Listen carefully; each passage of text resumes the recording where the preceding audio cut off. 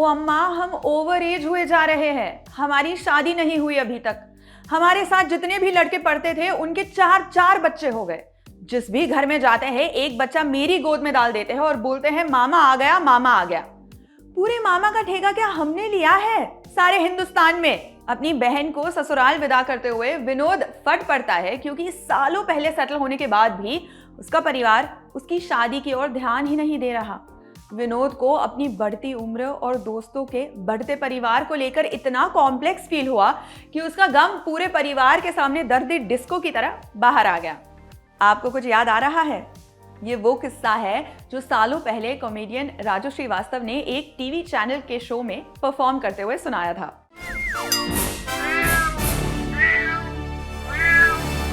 हाय, मेरा नाम है जीशा और आप देख रहे हैं ऑर्डिनरी का स्पेशल शो म्याओ। पहले क्लियर कर दूं, आज मैं किसी कॉमेडी शो के बारे में बात नहीं करने जा रही हूं। दरअसल सोशल मीडिया पर चल रहे एक ट्रेंड की वजह से मुझे ये शादी वाला कॉमेडी सीन याद आ गया। ट्रेंड अरेंज मैरिज को लेकर चल रहा है। राजू श्रीवास्तव के किस्से वाले विनोद का अरेंज मैरिज का इंतजार खत्म हुआ या नहीं, ये तो हम नहीं बता सकते हैं, लेकिन अरेंज मैरिज के डर को लेकर लोग अपने दिल की बातें कैसे शेयर कर रहे हैं देखिए। एक फेसबुक यूजर ने arrange marriage is so scary, what if he is लिखकर फिल्म कबीर सिंह के कबीर यानी शाहिद कपूर की फोटो शेयर की है। इनका कहने का मतलब है कि अरेंज मैरिज डरावनी है अगर आपका पति कबीर सिंह जैसा टॉक्सिक मैस्कुलिनिटी वाला है, जो अपनी पार्टनर को मारता है, चाकू की नोक पर एक लड़की को कपड़े उतारने के लिए कहता है, काम वाली बाई के हाथ से कांच का ग्लास टूटने पर उसे मारने के लिए दौड़ा लेता है।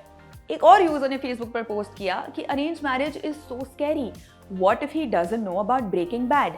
मतलब अरेंज मैरिज डरावनी है अगर आपका पार्टनर ब्रेकिंग बैड जैसी वेब सीरीज के बारे में ना जानता हो। एक शख्स ने लिखा arrange marriage is so scary, what if she says मेरे को मीम्स नहीं पसंद। इनके लिए अरेंज मैरिज के डर का मतलब ही कुछ और है। एक ट्विटर यूजर ने एक्ट्रेस शहनाज गिल की तस्वीर शेयर करते हुए लिखा arrange marriage is scary, what if she is too possessive for you. एक ट्विटर यूजर ने arrange marriage is so scary, what if she has लिखा और तारक मेहता का उल्टा चश्मा वाली दया बेन की तस्वीर शेयर कर दी। इस तस्वीर में दया बेन के साथ उनके भाई सुंदर भी दिख रहे हैं। इनके इस पोस्ट का भावार्थ ये है कि अरेंज मैरिज डरावनी है अगर आपकी पत्नी का सुंदर जैसा भाई है जो सीरियल में किसी न किसी तरह अपने जीजाजी यानी जेठालाल की आर्थिक चपट लगाता रहता है। सोशल मीडिया पर अरेंज मैरिज के डर को एक्सप्रेस करने वालों की कमी नहीं है, लेकिन कुछ लोग ऐसे भी हैं जो इस मुद्दे पर ही घिनौनी बातें शेयर कर रहे हैं। अब ये फेसबुक पोस्ट ही देख लीजिए। इसमें लिखा है arrange marriage is so scary, what if my देवर is more handsome than my husband. दूसरी पोस्ट देखिए, इसमें लिखा है arrange marriage is so scary, what if my wife runs away with her boyfriend on our first night. Arrange marriage पर लोग अब खुलकर बोल रहे हैं। सबसे पहले हम समझ लेते हैं कि ये अरेंज मैरिज किस चिड़िया का नाम है।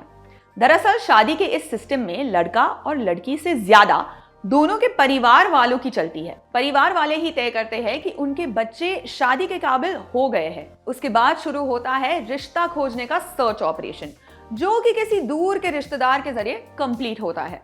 उसके बाद दोनों परिवारों की बैठकों का दौर शुरू होता है, जिसमें वो अपने अपने उम्मीदवारों यानी अपने बच्चों की तारीफों के पुल बांधते हैं। कुंडली देखकर गुण मिलाए जाते हैं।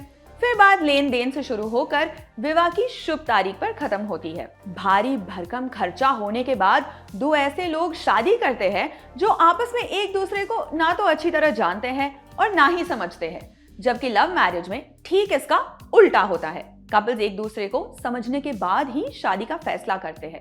फिर बात मम्मी पापा को मनाने पर आती है और फिर होती है शादी। फिलहाल अरेंज मैरिज और लव मैरिज के नुकसान फायदे को लेकर हमेशा से कॉन्ट्रडिक्शन रहा है। लव मैरिज की तुलना में अरेंज मैरिज को काफी जोखिम भरा क्यों बताया जाता है, ये अच्छी तरह से समझने के लिए हमने साइकोलॉजिस्ट और मैरिज काउंसलर डॉक्टर शिवानी मिश्री साधु से बात की।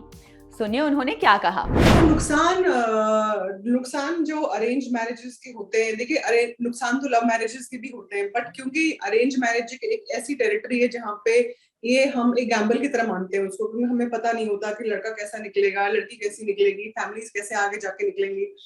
पहला चीज ये होता है कि प्यार, लव एक फैक्टर नहीं होता अरेंज मैरिजेस में, क्योंकि दो अजनबी मिलते हैं, उनको कभी इतना टाइम नहीं मिलता अपने रिलेशनशिप के ऊपर काम करने का। सो वो एक फैक्टर हो सकता है कभी कभी। दूसरा फैक्टर ये होता है कि जब जब अरेंज मैरिजेस में जब रिलेशनशिप टॉक्सिक हो जाती है, जब दोनों एक दूसरे के साथ रहना नहीं चाहते, बहुत ज्यादा झगड़े हो रहे हैं उन दोनों के बीच में, तो सेपरेशन बहुत मुश्किल हो जाता है। बिकॉज इंडियन फैमिलीज में जैसा भी रिश्ता है आपको निभाना है, ठीक है। आप जिस भी हालात में आप रह रहे हैं, आपको ये आपके ब्रेन को ये ट्रेन किया जाता है कि आप इस रिलेशनशिप से नहीं निकल सकते। बहुत तरीके की मैनिपुलेशन होती है कभी कभी फैमिली की साइड से, तो वो एक रीजन होता है। पर्सनल चॉइसेस के लिए ज्यादा रूम नहीं होता कि जो एक हस्बैंड चाहता है, जो एक वाइफ चाहती है शादी के बाद करना अरेंज मैरिज में, तो उसकी बहुत ज्यादा आजादी नहीं होती अरेंज मैरिज के सेटअप में।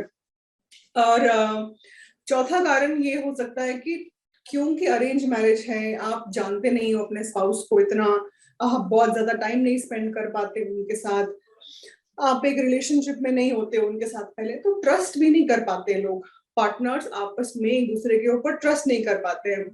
और एक बड़ा कारण और एक बड़ा डिसएडवांटेज जो अरेंज मैरिजेस का ये है कि पार्टनर्स की कोई से नहीं होती। जब शादी हो जाती है तो उनकी जो ओपिनियन है, उनके जो बिलीफ सिस्टम है, उसको लेके कोई फैमिली में बहुत ज्यादा इंपॉर्टेंस नहीं होती है। तो ये अरेंज मैरिजेस के कुछ डिसएडवांटेजेस हैं। ऐसा नहीं है कि अरेंज मैरिज में ही शादी के बाद विवाद के हालात पैदा होते हैं। लव मैरिज में भी कई तरह के कॉम्प्लिकेशंस आते हैं। इनकी वजह जानने के लिए हमने counselling psychologist doctor Priyanka Srivastava से बात की। सुनिए। ये सबसे इम्पोर्टेंट वजह हमारे यहाँ कल्चर की वजह है, एक दूसरी कल्चर से है, दूसरे एनवायरनमेंट से है, दूसरी कास्ट का है।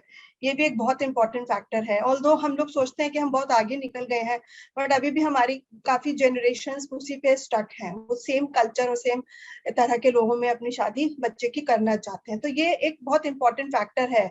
जब एक दूसरे कल्चर का पर्सन हम एक फैमिली में आता है लव मैरिज की वजह से, तो पेरेंट्स या फैमिली उसको बहुत बार एक्सेप्ट नहीं करती है।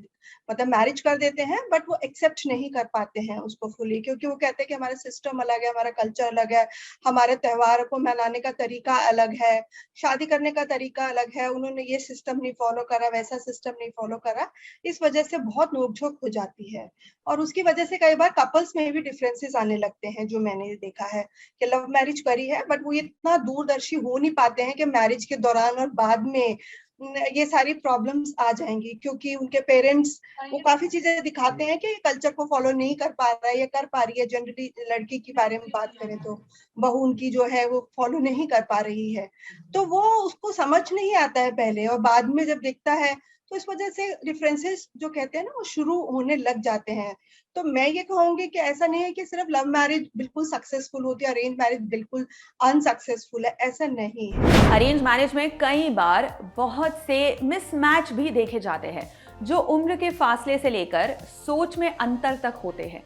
इसके बाद भी कई लोग अरेंज मैरिज को इसलिए प्रेफरेंस देते हैं क्योंकि वो इसे सोशली सेफ मानते हैं। इसके पीछे ये सोच है कि अगर वो परिवार वालों की मर्जी से शादी करेंगे तो फ्यूचर में अपने पार्टनर से किसी अनबन की सिचुएशन में या किसी मुसीबत में उनके परिवार वाले उनका सपोर्ट करेंगे। लेकिन लव मैरिज में ऐसी कंडीशन होने पर परिवार उनका साथ नहीं देगा।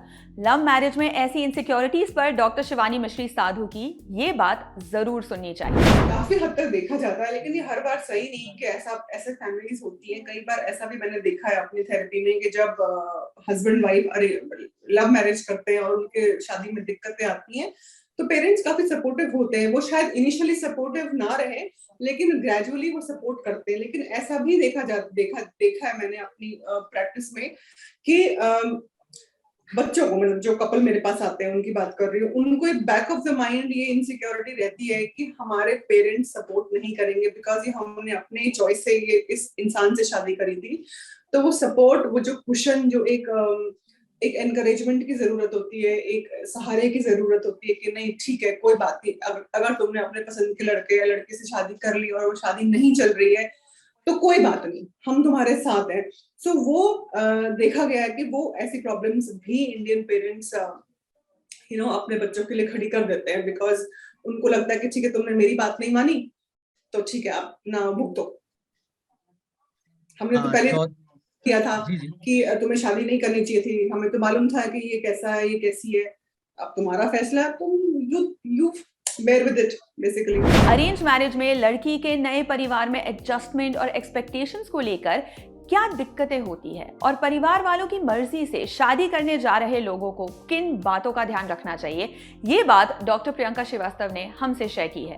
सुनिए। सबसे इम्पोर्टेंट जो आता है जब हम अरेंज मैरिज में बात करते हैं कि घर के कल्चर और एनवायरनमेंट की, जो कि समझ में नहीं आता है अगर एक लड़की घर में जा रही है कि यहाँ का कल्चर और एनवायरनमेंट, ऑल्दो अरेंज मैरिज है तो सेम कास्ट में शादी कर रहे हैं, बट फिर भी सब घर का एक व्यवहार सब कुछ अलग होता है। तो बजाय कि जो फैमिली मेंबर है या जो लड़का है अपने कल्चर सिस्टम को धीरे धीरे उस लड़की को समझाए और अडॉप्ट करवाएं, फैमिलीज जनरली क्या करती हैं कि वो ये सोचते हैं कि जो लड़की नहीं आई है वो इमीडिएटली इसको एक्सेप्ट कर ले और सब चीज बढ़िया से करने लग जाए। तो वहां पे बहुत गैप आने लग जाता है इनिशियली ही, कि वो समझते हैं कि अपने से कर ले, बट ऐसा नहीं होता है और स्पेस नहीं देते हैं, टाइम नहीं देते हैं। और जो लड़का है वो भी ये बात कई बार मैंने ऐसे देखा है कि वो भी नहीं समझ पाता है, सेम जनरेशन का है, एजुकेटेड है, बट वो नहीं समझ पाता है। तो सबसे इम्पोर्टेंट ये एक रहता है। दूसरा जो रहता है कि डिफरेंसेस इन ओपिनियन जो होते हैं, जनरली सबके होते हैं, कोई भी काम करने में डिफरेंसेस इन ओपिनियन है, तो वो जो लड़की का कोई अगर डिफरेंसेस इन ओपिनियन है किसी भी चीज को घर में करने के लिए, तो उसको ओपिनियन को ना सुन के बल्कि अपना ही ओपिनियन हमेशा रखने की कोशिश की जाती है। तो उस समय फिर भी ड्रिफ्ट आने लग जाता है। लड़का सोचता है कि मेरे पेरेंट्स या मेरी फैमिली चाहिए। मेरे पास ऐसे बहुत केसेस आते हैं। मैं सारे जनरेशन जो यंग जनरेशन है उनको कहती हूँ, आप एक नई लड़की आई है, एडजस्ट दोनों को ही करना है, बट जिस फैमिली में गई है उनको थोड़ा ज्यादा एडजस्टमेंट करनी है। लोग उसका उल्टा कहते हैं, बट मैं कहती हूँ उनको थोड़ी एडजस्टमेंट करनी है, क्योंकि आपके सिस्टम में एडजस्ट होते होते उसको थोड़ा समय लगेगा। 1 साल, 6 महीना, 8 महीना, 10 महीना तो लगेगा ही लगेगा। आपका इतना पुराना घर का सिस्टम है, तो वो हम उसको स्पेस नहीं देते हैं। तो इसी वजह से बहुत सारे जो हमारे कहते हैं कि डिफरेंसेस आने लगते हैं। हम शादी की किसी व्यवस्था के खिलाफ नहीं है, बस अरेंज मैरिज में जो कास्टिज्म, दहेज का लेन देन जैसी जो चीजें हैं वो इसे लव मैरिज की तुलना में एंटी चॉइस बनाती है। हम ये नहीं कह रहे हैं कि हर लव मैरिज सक्सेसफुल होती है, कोई भी शादी अनसक्सेसफुल हो सकती है। बस जरूरी ये है कि आप जिस भी तरीके से शादी करने जा रहे हो, चाहे वो एक अरेंज सेटअप हो या फिर आप डेटिंग के बाद शादी करने जा रहे हो, आपको श्योर होना और अपने अधिकारों का पता होना सबसे ज्यादा जरूरी है।